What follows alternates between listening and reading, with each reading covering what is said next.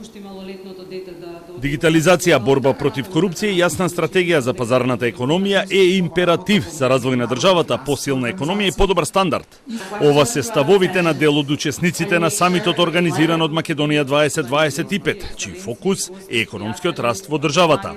Извршниот директор на Македонија 2025 Никица Мојсовска-Блажевски во воведното обраќање истакна дека корупцијата е најголем проблем во државата. Бизнисмените се перцепираат како профитери, а не како креатори на работни места и има отсуство на јасна стратегија за тоа каква пазарна економија сакаме во Македонија.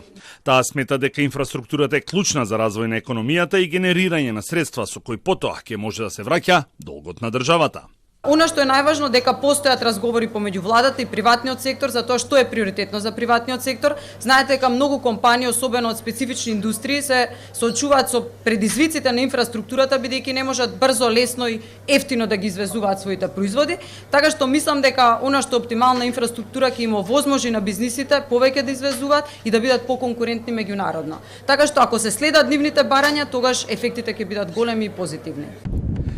Премиерот Христијан Мицковски смета дека паневропските коридори 8, 10 и 11 се голема предност за Македонија и мора таа предност да искористиме за развој на инфраструктурата и оцени дека има прогрес и потенцијал, но другите држави побрзо напредуваат.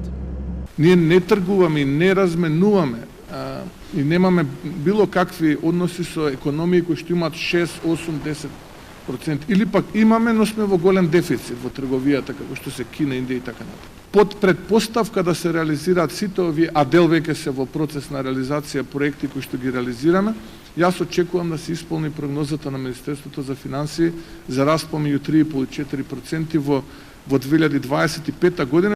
IT секторот мора да се развива бидејќи е стратешки ресурс како што некогаш беше енергијата и мора да се направи стратегија младите таленти да се задржат, а приватниот и јавниот сектор да се дигитализираат за полесна размена на податоци. Во моментов имаме огромен број на таленти кои всушност работат во аутсорс индустријата. Ние всушност нашите таленти ги позајмуваме на нашите така наречени конкурент економии, за да они напредуваат побрзо од нас. Треба да се завртиме кон тој талент пул што го имаме дома и да го ангажираме и да го употребиме во насока на зголемување на конкурентноста на државата. Дигитализацијата која беше тренд сега е темел за конкурентноста на државата и мора да има поширока примена на вештачката интелигенција. Прво е дека вештачката интелигенција станува суштински дел од сите индустрии. Дури и во традиционалните индустрии, како што се производство, енергетика, веќе гледаме дека вештачката интелигенција многу навлегува. Дигитализацијата на јавните услуги не само што може да ја зголеми ефикасноста, туку може да го подобри квалитетот на услуги за корисниците и како што Никица спомна, е една од главните алатки за борба против корупција. Организацијата Македонија 2025 е формирана пред 18 години, а на самитот во Скопје се присутни над 500 гости, представници на бизнис секторот од државата и од странство, сегашни и поранешни функционери.